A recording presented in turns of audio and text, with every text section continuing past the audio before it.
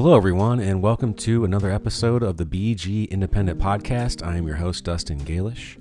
This episode, I talked to Kathy Mull, who is an executive director at the Cocoon shelter, which offers services to those who are impacted by domestic and sexual violence. And it's also Domestic Violence Awareness Month, and so Kathy had reached out to me to have a conversation to really explain more what they do, and I hope everyone really enjoys this informational piece. So sit back and relax and enjoy another episode of the BG Independent Podcast. All right, everyone, we are here with Kathy Mull with the Cocoon Shelter. And so thank you so much for sitting down with me today. I appreciate you making some time for me here. Thank you so much for having me. So I want to get right to the start of the question of just what is the Cocoon and really where did the idea come from? You know, this... How long have you been here? I think that's important too, how long this has been a resource. So really just, what are you and when did this idea really start? Mm-hmm. Yeah, so we are really excited. This year, we celebrated 18 years of providing support to survivors in the community. And our primary function is to make sure that anybody who's experiencing domestic or sexual violence has resources and support available to them as they navigate through that journey. And so we actually, 18 years ago, we started out really as a grassroots effort. And so there were a bunch of individuals in the community who came together and recognized that there was a need for programs and services like ours. And the primary reason for that is that in 18 years ago, there was no shelter for victims of domestic violence in our county. And so if I was a survivor who finally had the courage to make the decision to leave an abusive relationship and I reached out for help and I needed a safe place to go, the answer typically was, we'd love to help you, but the closest shelters are in Toledo or Findlay. And that just really compounded the struggles and the difficulties for survivors making those changes. And so as this group was forming, and really looking at, how could we create more opportunities for survivors to get assistance in the community. 4 domestic violence homicides happened back to back in 2 years right here in the Wood County community. And that was really the catalyst that said, okay, we can't wait any longer to open our doors and provide a safe haven. And that's the reason we exist today, is because of that grassroots effort to make sure that we could expand options and safety, the safety net for survivors in our community. So when you say your options, really, what are you providing here through all your services? Certainly a safe place to go, with your family, but what other things are you doing to help, get out of here and find a place, answers to these questions that I assume that these folks have when they come to you, other than just that I'm in trouble. I also need answers about how do I move on from this. Is there sort of an approach with that, or is that something you guys have been sort of refining over the years, just through experience, I guess? Yeah, I did a little bit of both. There are some things that we know that are pretty common needs of survivors. And so that was where we started, is that we wanted to make sure that we could fill those needs and sort of start to lessen the gaps that we found in the community. But also what we've learned over the last 18 years is that there's a need for us to continue to innovate and continue to change the programs and services that we're offering and to create new ones that hopefully, respond to some of the challenges that survivors are seeing in our community. And so you're right. The thing that we're most well known for is our emergency shelter. And so, we have an emergency shelter available here in the community that has 24 beds available to support survivors who are looking for that safe place to go. We were able to, several years ago, double our bed space. So when I think back to 18 years ago, we had 12 beds that were available for survivors. Today we have 24. Yet, even with 24 beds, it is very, very uncommon for us to be full.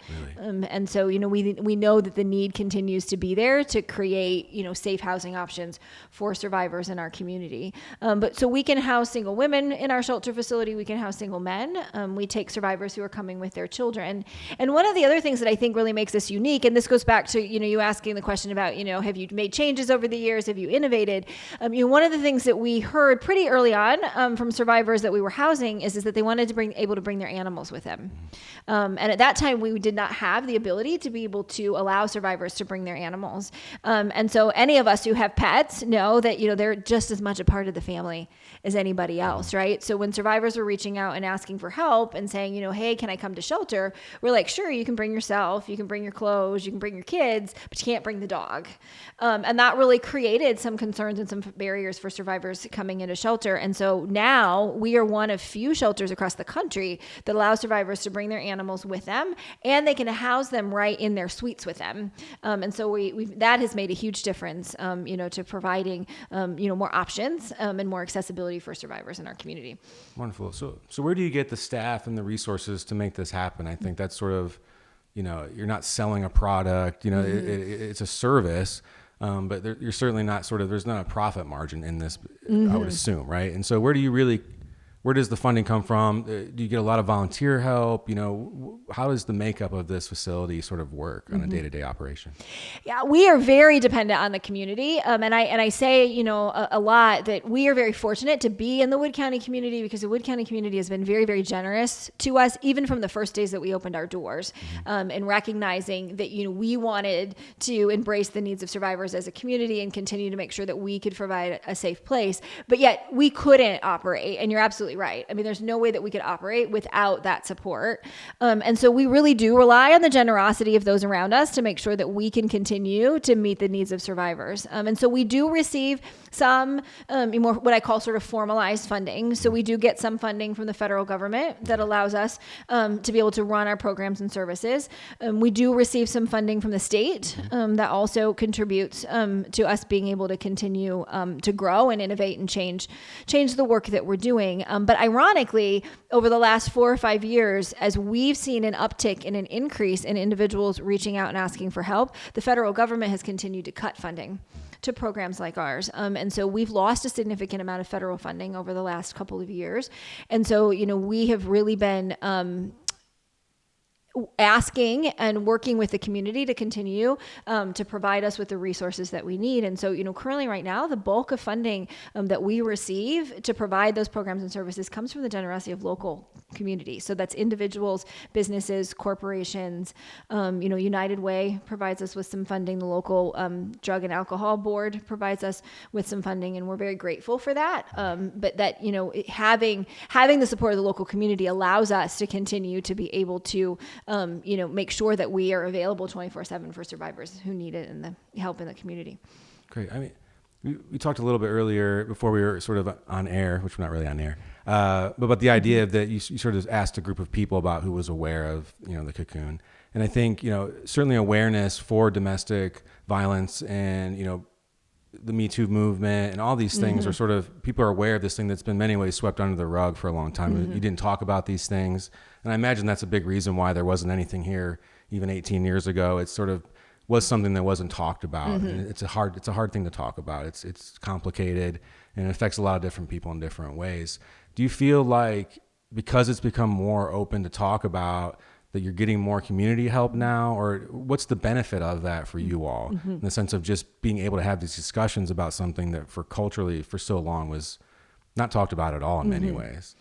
Yeah, definitely. I mean, there's been a lot of, thankfully, over the last, 5 to 10 years that there's been sort of nationally this movement to really destigmatize domestic and sexual violence. Because what we know is that, it affects, an extraordinary amount of people in our country, including individuals right here in our own community. As an example, just last year, the Cocoon served 863 survivors. Wow. And so, that's right, people who are living and working right here in Wood County. 863 individuals, which means that most of us probably know who those people are, whether we realize it or not, right, that are experiencing that. And when we talk a lot about too, that, even that 863 number of people who reached out to us, there are more people who haven't yet had the courage to make that phone call. And so we know that prevalence of domestic and sexual violence in our community is even greater than what we can see and what we recognize. But I think, to know that as we have continued, to push to have these conversations and to bring domestic and sexual violence into the forefront and into the light, so to speak, is that the number one thing I think it's done for programs and services like ours is it's helped to give survivors the courage to reach out and ask for help.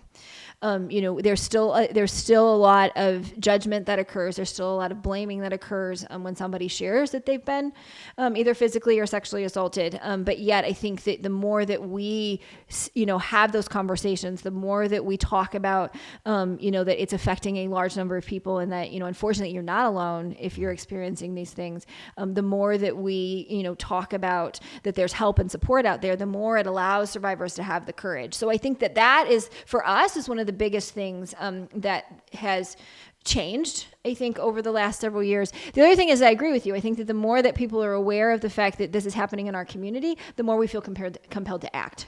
And then the more that I think it does allow individuals to feel that, that they have a way to give back and can support programs like ours.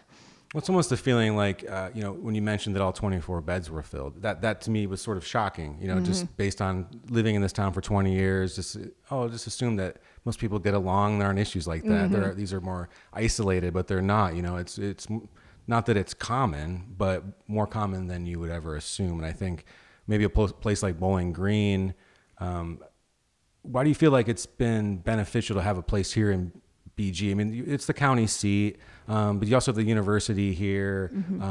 You get a lot of people from different parts of the world who come here. There's something about Bowling Green that attracts people here. Do you feel like what are the positives and negatives in some ways of where you're located? Do you find there are some negatives sometimes, or in the sense of you have 20,000 young students who are here sort of trying to understand perhaps what these situations are that they go through sometimes, if they should be addressed, or that if you should come here, or if that's something that you deal with that sort of question, I guess.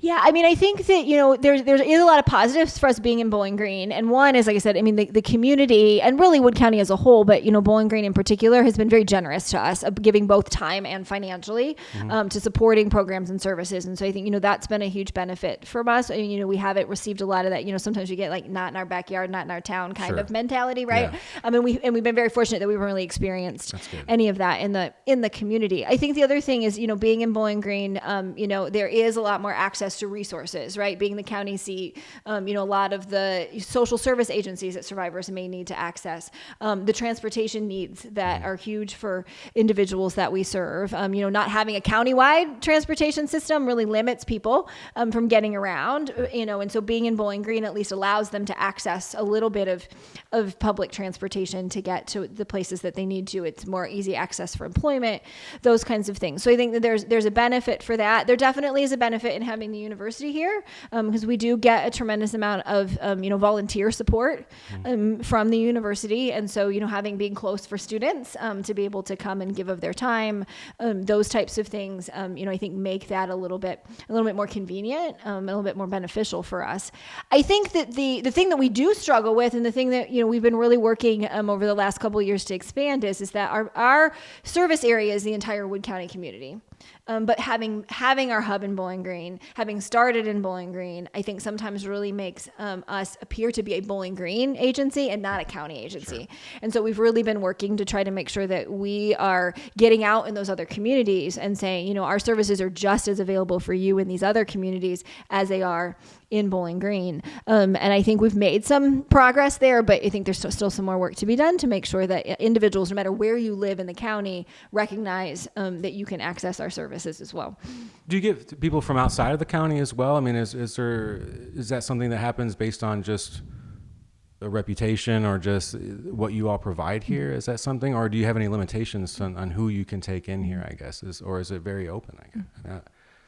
We do house survivors that are coming from out of county. And most of the time it's because, when you think about domestic violence, if you think about somebody who's trying to escape a sex trafficking get farther away from the situation. You don't want to be close to where the thing happened. I guess that's kind of what I'm getting at. So much. Yeah. Okay. Yeah. And so, there will be times where it seems like, it's safer for them to not be as close to where the victimization is occurring. And so definitely, we have the opportunity to be able to be part of that transition process for survivors. All right. That's good to know. Because that was always, that's a big part of you offering the service here, is being able to provide a place that's sort of unknown, and you still have that security. You wouldn't necessarily, want to close that off to people just because they were far away. In some ways, they want to get far away. So let's get more to to me, what's interesting, where do you go from here? I think that's sort of a story. Is there sort of a common story of what your goal is as an organization. You know, what's best case scenario for these situations for you all? So pie in the sky, which we talk about all the time, which I don't, I would be hopeful that I could see this in my lifetime, is really, we talk about all the time, we want to work ourselves out of a job. Ultimately that big, thing that we are reaching for is that, someday the phone stopped ringing because nobody needs us anymore, right? That we've eradicated domestic and sexual violence from occurring in our communities. We're unfortunately not close to that. Like I said earlier, I don't know that I will see that, in my lifetime, but we can hope, right? That's where we are aiming for. And so, but in that same lens, we spent the first probably good 10 to 12 years of our existence, really solidifying and making our services as effective as possible for survivors in the community. But the other side of that is how do we prevent violence from occurring in the first place? Right. And so we have been really working towards continuing to engage the community in preventing violence. And so we have created a really robust prevention program that now travels around and interacts with, local businesses in the community, local service organizations, the schools in our community to start having conversations around, this is what domestic and sexual violence looks like. This is the reasons why it's not okay to either physically or sexually assault somebody. These are the things that you can do if you see it happening, if you're witnessing it, if you're concerned about it, with the goal of being really what we know is that everybody can do something. And so if we're all empowered to feel like we can do something, we move closer to creating that social change that's necessary to say, we don't tolerate that here, and that there's going to be consequences if you choose to use domestic or sexual violence. And so that's really where we're working towards, is that the more that we can prevent violence from occurring, the less number of people that need to reach out and access our services. And so, we're continuing to grow and expand those partnerships so that we can keep those conversations going. That's a great one. My brain wouldn't have went to the idea, let's go to the root of the problem, right? Or that's a great way to look at it. In the end, us not having a job is the ultimate idea, It's sort of like the police department, in some ways, like it'd be great if one day we're just not needed. Right. It's sort of, maybe talk about that. What is that role you have to work within the law and the police department? Certainly there are things happening that are considered to be against the law. What role do you play in that? And that certainly has to be a part of some of these situations that happen, I would assume. Yeah, definitely. And when we talk about, we rely a lot on the community and a lot on our partners to help us make sure that we can meet the needs of survivors. The law enforcement and court personnel are another place that we work really closely with and have built some really great partnerships with. Unfortunately, a lot of survivors will find themselves entangled in the legal system. The first thing we tend to think about is criminal court, right? So, there's an arrest that's made for domestic violence, for a sexual assault. And so, law enforcement are obviously involved in that process. And so we work really closely with local law enforcement to make sure that, as they're receiving those calls, that survivors are getting connected to our advocates who can help provide support, who can help answer questions, who can maybe kind of help them navigate all of the steps that are going to follow, after an arrest has been made or there's been police assistance, involved in that particular situation. But in addition to that, there are a lot of other reasons that survivors find themselves, unfortunately in a legal situation. I mean, might be filing for divorce, might be, battling for custody of the children after a relationship has ended. We do a lot of assistance for survivors in helping them file for civil protection orders, which is pretty common. I mean, our advocates are probably out at the courthouse at least once or twice a day. I just saw last year in total, in 2022, there were 300 domestic violence civil protection orders filed in our local court system. And so, unfortunately, that's a large need for people in our community. And so our advocates are available to help answer those questions, walk through that process, all of those things. The other thing that I think sometimes people don't think about too is that survivors sometimes tend to find themselves entangled in an eviction process based on what might be happening in the home. That's created some problems for them. And so it's important to us that we have those partnerships with law enforcement and the court system to be able to support survivors, but also that survivors have access to advocates who can help them, navigate something that I think even for all of us is really daunting. I mean, I think about the fact that if I had to go through a court process, I mean, I might not know, where to start, right? It can prevent people from doing things even if they want, just because they're overwhelmed by it. Absolutely. And it seems like this is too much for me, the text that they're reading is so complicated, and many times, as my personal experience, it sounds way more complicated than it needs to be. You know, and so that's wonderful that y'all do that too, because it seems like anything you're trying to do is prevent an excuse in many ways to not find help. You know, it's like looking for a reason, whether it be pets even, like, I want to do this, but we love our pets, we can't leave them here. Like, I can't separate, that means too much. It's like eliminating all those sort of reasons why you shouldn't get help and find ways to get out of your situation. So I do like that a lot. I mean, it's, let's talk a little bit about the future and the idea of, you know, where does this kind of thing go? And ideally, obviously, that you're not going to be needed, but that's not the reality we live in, right? Right. Where do you see the next sort of 10 years for you all moving? Have you embraced aspects of technology and social media too to really sort of help build awareness? And is it easier for people to reach out to you too? I think that could always be a hard thing. Some people don't even like to call someone on a phone. You know, do you have ways to let people know about ways to get help through technology and things like that as well? Yeah, so that's definitely an avenue that we are growing in. And so you're absolutely right. I mean, the world has changed so much from, you know, picking up a phone and making a phone call. Some young people right? don't necessarily have that skill. It can be anxiety, or it's just hard, you know? So even a text or something or an email could be a big difference for someone, I think. Yeah, absolutely. And so, you know, that we are really working towards continuing to create additional channels where people can reach us and ask for support and assistance. At the same time, it's important to us to make sure that whatever those channels are safe. Sure. You know, and so recognizing that, you know, a lot of the times the individuals who are reaching out for our support have somebody who's monitoring their movements, right? And so how do we create safe channels where individuals can feel like that they can reach out and ask for assistance?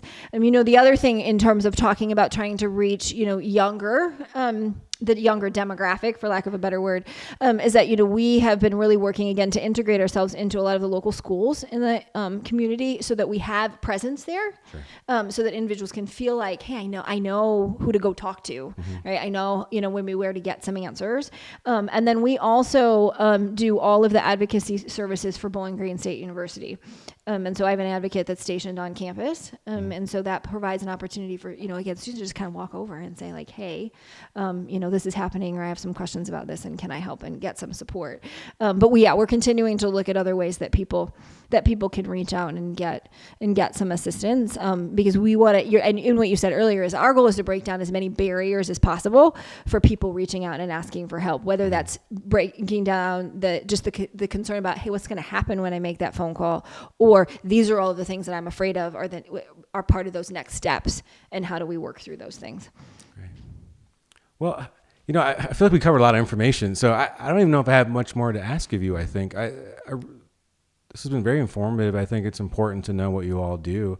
I think for me, the end thing is if there is someone who is listening to this who perhaps is questioning, you know, what is the best way to directly contact you all, and why do you feel it's important in the end to really provide this service? This is kind of like a heavier question, but like, do you feel like if you weren't here, would there be a void in this county? I mean, it's a lot of responsibility, I think, for someone to have a place like this. It's on a surface level, you can go, oh, that's just a place where people can go to be safe. That's a lot of weight to carry.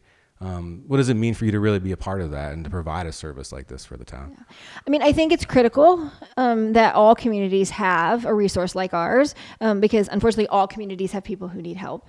And what we know is that, you know, when an individual has found themselves in a situation where they are experiencing domestic or sexual violence, that, you know, making the decision to untangle themselves from that, making the decision to leave an unsafe situation is the most dangerous time for survivors. And so the more help and support and assistance that we can provide to survivors creates opportunities for them to be able to more safely exit that situation. And I think sometimes that is a piece that is forgotten, is that, you know, it's pretty easy for all of us when I see somebody who's, you know, being physically assaulted by their husband, you know, who's being, you know, sexually assaulted by a partner, you know, whatever that may be, experiencing a lot of emotional abuse, you know, our instinct is to say, you know, what are you doing? Pack your stuff and get out. right? If that was happening to me, I would pack my stuff and get out, right? Like those are the things we tend to think about until we found ourselves in those situations. And so, it's critical for us to recognize that, it's not because survivors want to be there or because they're choosing to be there, is that it's very difficult for them to safely exit. And so having resources like ours allow the opportunity for survivors to get the support and the care that they need in order to be able to hopefully decrease that risk as they're leaving. And so, I think that, not having programs like ours creates that void, right? And if I am somebody who maybe doesn't have those judgments, right, that I understand the difficulties of leaving an abusive relationship, I maybe just don't know what to do or what to say. And so that's where we can come in, right? To say, hey, there's an advocate here who's 24/7. And so, I feel, and as an organization, we feel, very honored, to be able to walk these journeys with survivors and for them to allow us to be able to enter their lives in a time that's really difficult and very scary. And a lot of times for survivors, it is most vulnerable for them, right? But that we are given the chance and we are given the trust to say, hey, I'm coming to you so that you can help me walk this path and get safety and stability for myself and my children on the other side. And so, I think that we it's important and it's imperative that we continue to hear their voices and to offer the resources and the services that they're telling us that they need, because we all deserve safety. We all deserve to be able to live in a community where we're not experiencing violence, right? And like you said earlier, sometimes it's hard to believe that that's happening right here in our own backyard.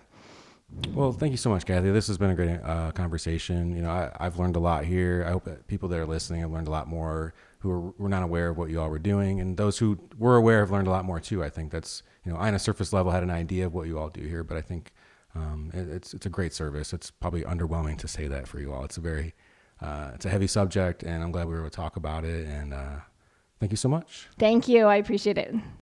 BG Independent News is made possible with support from people like you. Help keep news in Bowling Green free and accessible to everyone by becoming a contributor today. Visit bgindependentmedia.org/support to help Bowling Green's best source for local news, arts coverage, reviews, opinions, campus information, and community updates.